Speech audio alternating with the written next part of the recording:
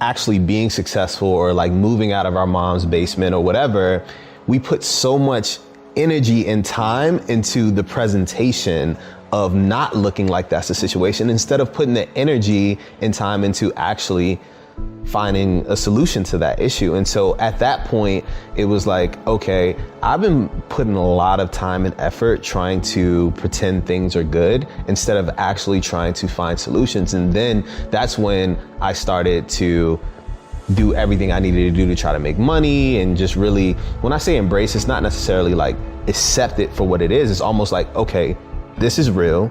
I need to figure this out. Take in your surroundings, you take in the people around you, you see how they're making money. And I just didn't like begging people for money. And so I respected the guys that were like figuring out hustles, right? And so, for instance, there was a Amoco right down the street from me. And so I would go there and I would wash windshields and make money, just try to save up enough money to just be in a motel for the night. And I mean like the nastiest motel, but for me, it was just taking in my environment, seeing how other people hustled, how I can do it better. Someone taught me how to play drums on buckets and things like that. And so, you know, I just tried to do any type of hustle that I could. I just started to learn how others were moving and kind of adapted throughout. For me, it's opening your mind and opening yourself to people. I think a lot of people, they are ignorant. They are like rejecting change.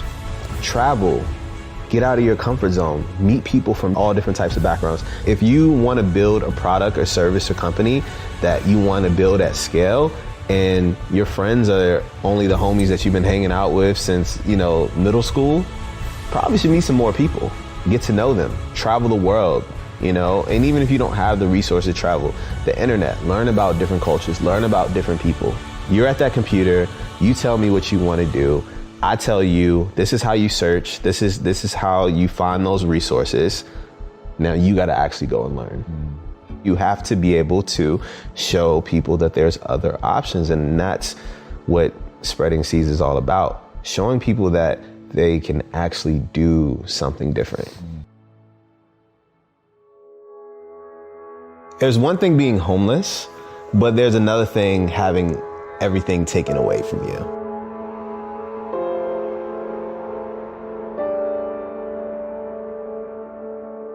I was literally living out of my car. And so even though I was homeless, I was still trying to uphold the appearance of everything being okay. When that moment happened, it was like, whoa, this is rock bottom, because now all my clothes are gone.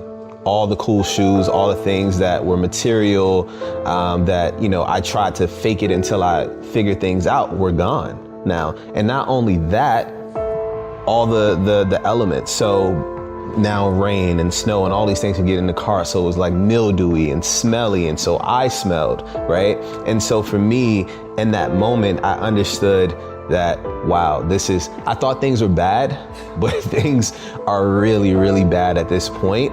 And now I can't pretend anymore. I just have to really embrace this. I think a lot of times when we're going through things, we kind of try to figure out how we're going to finesse our way into people not knowing that things are wrong, instead of just saying, this is my life. This is real now. You have like these brief moments of kind of peace until like the next accident happens, right? And that's just life in general. You know, it's never going to be complete smooth sailing. One of the things that I've noticed about a lot of people is that they let the hardships and the things that happen in their life, failure, stop them from, like Aaliyah says, you know, dust yourself off and try again, right? And for me, I've just never let anything or anybody prevent me from achieving what I want to achieve. And so I've always had this relentless mentality.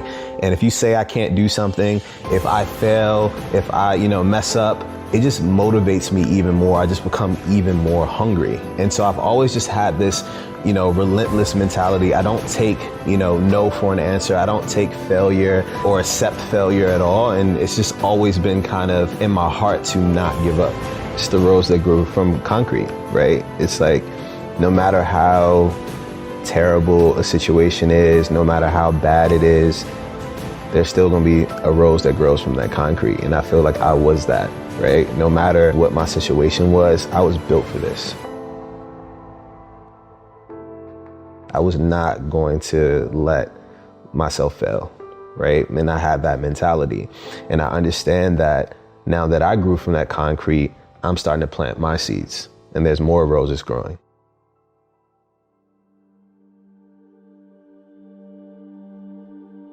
What's so special about the internet now is really anything you want to do, you can learn. Like if you want to learn how to code, if you want to be a developer, you want to build software, you want to build apps, you can literally go on YouTube and learn how to code.